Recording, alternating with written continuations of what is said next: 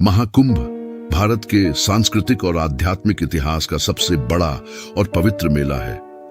यह पर्व 12 वर्षों में एक बार आयोजित होता है और भारत के 4 प्रमुख तीर्थ स्थलों प्रयागराज, इलाहाबाद, हरिद्वार, उज्जैन और नासिक में बारी बारी से मनाया जाता है। इसे धर्म, आस्था और आध्यात्म का संगम माना जाता है, जहां करोड़ों श्रद्धालु गंगा, यमुना और पौराणिक सरस्वती नदियों के संगम में स्नान कर अपने पापों से मुक्ति की कामना करते हैं। महाकुंभ का संबंध समुद्र मंथन की कथा से जुड़ा है। जब देवताओं और असुरों ने अमृत प्राप्त करने के लिए समुद्र मंथन किया, तो अमृत कलश को लेकर देवताओं और असुरों के बीच संघर्ष हुआ। इस संघर्ष के दौरान अमृत की कुछ बूंदें पृथ्वी के 4 स्थानों पर गिरी: प्रयागराज, हरिद्वार, उज्जैन और नासिक। इन स्थानों पर ही महाकुंभ का आयोजन होता है। कहा जाता है कि महाकुंभ के समय इन स्थानों पर ग्रह नक्षत्रों की विशेष स्थिति बनती है, जिससे नदियों का जल पवित्र और आध्यात्मिक रूप से शक्तिशाली हो जाता है। इस जल में स्नान करने से व्यक्ति अपने पापों से मुक्त होता है और मोक्ष प्राप्ति की ओर अग्रसर होता है। महाकुंभ में संगम में स्नान को सर्वोच्च माना गया है। यह केवल शारीरिक शुद्धि ही नहीं, बल्कि आत्मिक और मानसिक शुद्धि का प्रतीक भी है। महाकुंभ के दौरान अघोरी, नागा साधु और अन्य संत महात्मा अपने तपोबल और आध्यात्मिक ज्ञान का प्रदर्शन करते हैं।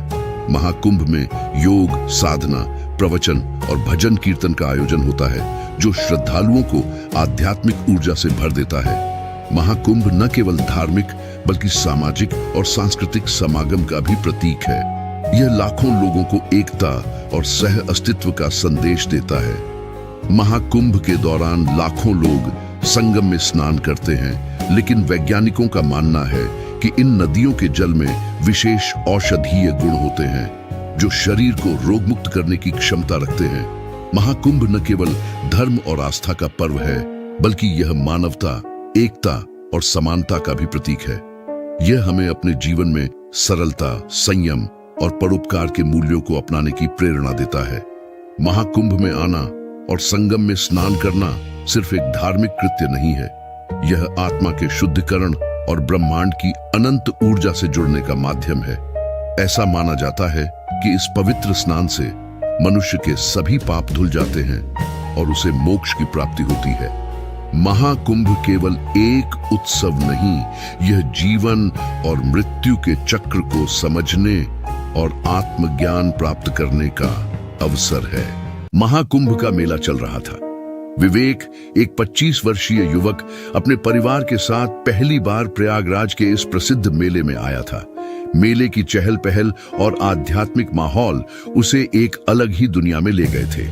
विवेक ने अपनी दादी से सुना था कि महाकुंभ के समय संगम के पानी में चमत्कारी शक्तियां होती हैं, लेकिन उसके लिए यह यात्रा एक धार्मिक अनुभव से ज्यादा एक रोमांचक एडवेंचर थी। शाम को पूरा परिवार मेले में घूमने निकला। मेले में हर तरफ साधु संतों और श्रद्धालुओं का जमावड़ा था। विवेक का ध्यान एक कोने में बैठे साधु पर गया। वह साधु औरों से अलग था। उसकी आंखें सफेद थीं, मानो दूध से भरी हों, और वह आसमान की ओर देखता हुआ कुछ अस्पष्ट मंत्र जप रहा था। विवेक की जिज्ञासा ने उसे साधु के पास खींच लिया। भैया, वह साधु अजीब दिख रहा है, चलो देखते हैं, विवेक ने अपने बड़े भाई अमित से कहा। उसे तंग मत करो, वह ध्यान में है, अमित ने जवाब दिया। लेकिन विवेक नहीं माना।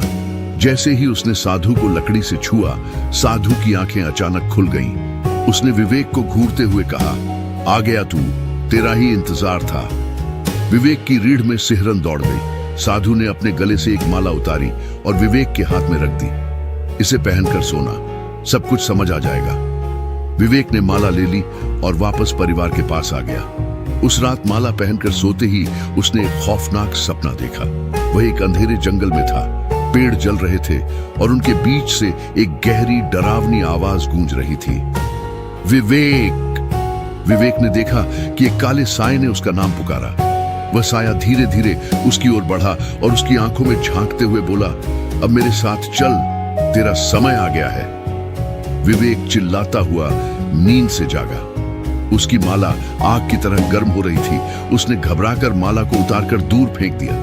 लेकिन अगले दिन जब वह अपनी अलमारी खोलता है तो वही माला वहां रखी मिलती है। कुछ ही दिनों में उसके परिवार पर मुसीबतों का पहाड़ टूट पड़ा। दुकान में आग लग गई, मां बीमार हो गई और भाई की नौकरी चली गई। विवेक को यकीन हो गया कि यह सब माला की वजह से हो रहा है। उसने माला को कचरे में फेंक दिया, लेकिन वह बार बार वापस लौट आती। एक रात जब विवेक अपने कमरे में बैठा था, उसे लगा कि कोई उसके पीछे खड़ा है। जैसे ही उसने पलटकर देखा, वही काला साया कोने में खड़ा था। उसकी लाल आंखें जल रही थीं। संगम वापस आ जाओ, साय ने गहरे स्वर में कहा। विवेक बुरी तरह डर गया। अगली सुबह बिना किसी को बताए वह अकेले ही प्रयागराज के लिए निकल पड़ा। रास्ते में उसके बैग में फिर वही माला मिलती है। महाकुंभ पहुंचते ही वह साधु को ढूंढने निकल पड़ा। जैसे ही उसने साधु को देखा, वह उनके चरणों में गिर गया। मुझे माफ कर दो, मेरी गलती थी। साधु ने गुस्से में कहा, तूने मेरी साधना भंग की थी, इसका दंड तो भुगतना होगा। विवेक ने रोते हुए उनसे क्षमा मांगी। साधु ने माला वापस अपने गले में डाल ली। तभी काला साया उनके ऊपर प्रकट हुआ और साधु के अंदर समा गया। साधु ने विवेक से कहा, जाओ संगम में डुबकी लगाओ, तेरा पाप धुल जाएगा। विवेक ने संगम में स्नान किया और खुद को हल्का महसूस किया। उसने सबक सीखा कि किसी की साधना में विघ्न डालने का परिणाम कितना भयानक हो सकता है। घर लौटने के बाद उसके परिवार की सारी समस्याएं धीरे धीरे समाप्त हो गईं। कहानी का अंत रहस्यमय और सिखाने वाला है। अगर आपको यह कहानी पसंद आई तो चैनल को सब्सक्राइब करना न भूलें।